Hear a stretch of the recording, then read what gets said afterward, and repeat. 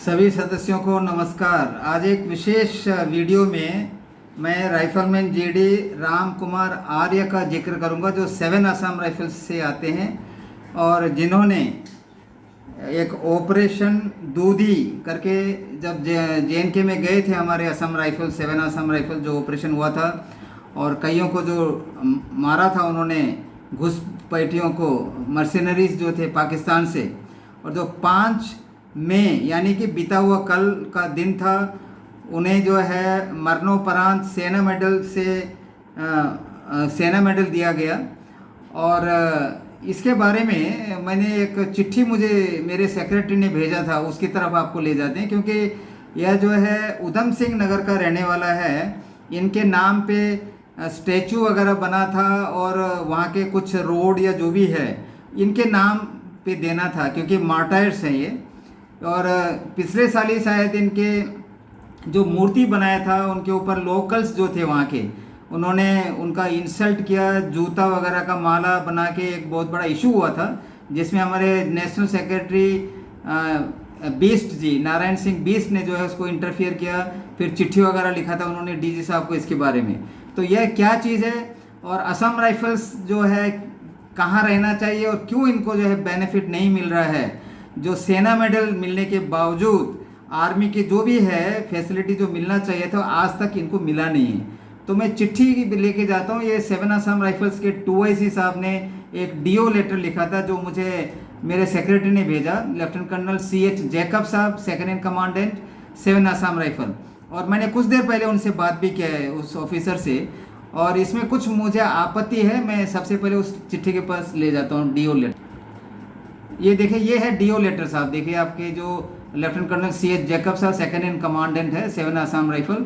यह चिट्ठी जो है 5 फरवरी 2023 को भेजा गया था डिस्ट्रिक्ट मजिस्ट्रेट उधम सिंह नगर उत्तराखंड को। और इसका सब्जेक्ट मैटर था honouring of martyrs roads public crossing roads name to the established in martyrs name के ऊपर में जो है। इसमें पहला जो पैरा है जिसके ऊपर मैंने चर्चा किया 2IC 7 असम राइफल से कुछ देर पहले, लिखा है कि it is intimated that as per directions of honourable home minister during his visit to central armed police force CAPFs respective force Assam rifles in our case, जैसा होम मिनिस्टर ने वहाँ पे विजिट करके, is required to take up case with civil administration for naming of public places roads and cross roads after the name of martyr in honour of their supreme sacrifice for the nation. इसके ऊपर जो है home minister शायद अमित शाह जी गए थे 2023 में वहाँ पे, तो उन्होंने डायरेक्शन दिया था। तो जो CAPF जो लिखा है, सेंट्रल आर्म्ड पुलिस फोर्स, जो असम राइफल्स नहीं है, CAPF नहीं है। देखिए मैं बार बार बोल रहा हूँ, मैं 2IC साहब से भी यही बताया जैकब सर को, तो वो पूछ रहे थे कि असम राइफल है क्या चीज़, तो मैंने उनको ब्रीफ किया, बताया कि मैंने सर को बताया CAPF केवल जो 5 फोर्स है, BSF, CRPF, CISF, ITBP और SSB। असम राइफल क्या है? पारामिलिट्री फोर्स है। देखिए इसी के कारण जो भी एसोसिएशन जो टेकअप किया हुआ है, चलो सब जुडाइस है कोर्ट में, लेकिन मैं जानता हूँ, मैं चाहता हूँ कि हमारे जो DG साहब का इसमें बहुत बड़ा रोल है। 7 असम राइफल जो मैंने बताया, राम कुमार आर्य का जो है प्लाटून कंपनी कमांडर थे, बोला हमारे जो प्रेजेंट DG साहब। और उनको पता है इस ऑपरेशन जो है ये पुलिस का ऑपरेशन नहीं था, ये पारामिलिट्री इंडियन आर्मी के साथ जो है ऑपरेशन कर रहा था। और मरणोपरांत उनको सेना मेडल दिया गया, और जिस ऑपरेशन जो आज तक जो है रिकॉर्ड कायम है। तो एक ऑफिसर जो कंपनी कमांडर बन के इस ऑपरेशन में शामिल थे कहते हैं, और उसके बाद जो है ब्रिगेड कमांडर में भी 2-3 बटालियन असम राइफल का उन्होंने कमांड किया है। IGR बने, अभी DG बन के पेंशन जाने के लिए 1-2 महीने का इंतजार कर रहा है। तो असम राइफल का पोजीशन कहाँ पर है देखिए, क्योंकि ये जो बेनिफिट है बाद में हमें, और तो छोड़ो, जो भी जो गैलेंट्री अवार्ड का जो फिनेंशियल जो स्टेट देते हैं वो भी हमको दे नहीं रहा है। बोलते हैं कि आप MHA में हैं, CAPF है, जबकि हम CAPF भी नहीं है। देखिए बहुत ही विचित्र पोजीशन है असम राइफल्स का। यह जो है, ये ऑफिसर जो डेपुटेशन में आते हैं उनको यदि पता नहीं है कि असम राइफल का पोजीशन क्या है, तो it's a matter of great concern, grave concern I must say. क्योंकि ये जो है, जो हमारे से ऑपरेशन जो लेते हैं, इनको पता होना चाहिए कि हमारा पोजीशन क्या है। अगर सरकार ने गलत किया है तो इनको भी रिप्रेजेंटेशन देना चाहिए, ना कि एसोसिएशन। जो कि हम कार्य कर रहे हैं पिछले 10 साल से, ये बहुत ही दुर्भाग्यपूर्ण मैं बताऊंगा। और एक ऑफिसर जो कि कहते हैं कि 7 आसाम राइफल को JNK में जाते समय वो कंपनी कमांडर था, ब्रिगेड कमांडर में 2-3 बटालियन को उन्होंने कमांड किया है, IGR थे कुछ साल पहले और आज DGR है, 3 साल कंप्लीट होने जा रहे हैं। तो यह जो है बहुत ही दुर्भाग्यपूर्ण है असम राइफल्स का। और ये जो ऑफिसर है डेपुटेशन में, उनको भी पता होना चाहिए कि असम राइफल है क्या चीज़। शॉर्ट में मैं इनको बता दूं, हम जो है सेंट्रल आर्म पुलिस फोर्स नहीं है का लाने के लिए इन्होंने कोशिश किया था एक बार 2017 में और पिछले साल 2023 अगस्त में।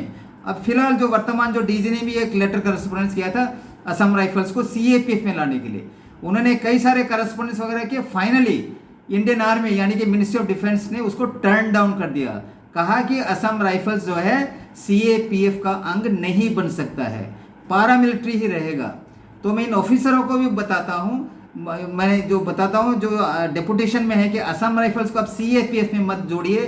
करस्पॉन्डेंस में जो है CAPF लिखना और MHA के अंदर मत, ये सब गलत है, जिससे कि जो बेनिफिट जो मिलना चाहिए। देखिए, युद्ध किया है असम राइफल्स ने आर्मी के साथ, जो भी ऑपरेशन है CICT operation Assam rifles army के अंडर में, इसीलिए तो आर्मी के ऑफिसर्स यहाँ पे है डेपुटेशन में। इनको समझ में आना चाहिए कि असम राइफल का करेक्ट पोजीशन क्या है।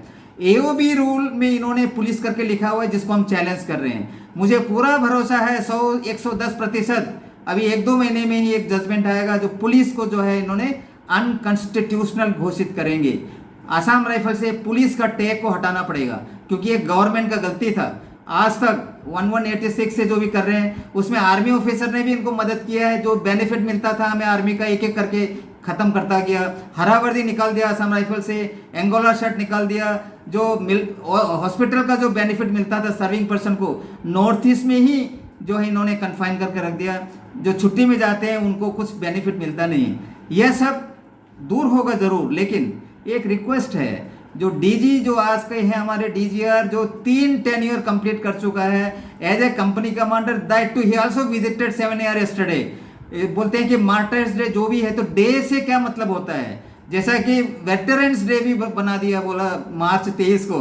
जब हम वेटरन्स ही नहीं है, जो बेनिफिट ही नहीं मिल रहा है, तो डे से हमने क्या करना है, मार्टर्स डे से आप क्या करना है। इनका मैंने सुनने में आया है कि राम कुमार आर्य का एक लड़का है जिसको भर्ती नहीं कर पा रहे हैं लोग। पिछले साल जो 1-2 महीने रहा था DGR में, बोलता कि 4-5 किलो वेट ज़्यादा हो गया। कुछ कंसेशन तो होना चाहिए। एक जो जवान जो देश के लिए अपना जान दे के चला गया, उसका परिवार को, एक बच्चे हैं, क्या असम राइफल उसको एकोमोडेट नहीं कर सकता है, क्या सर्विस नहीं दे सकता है।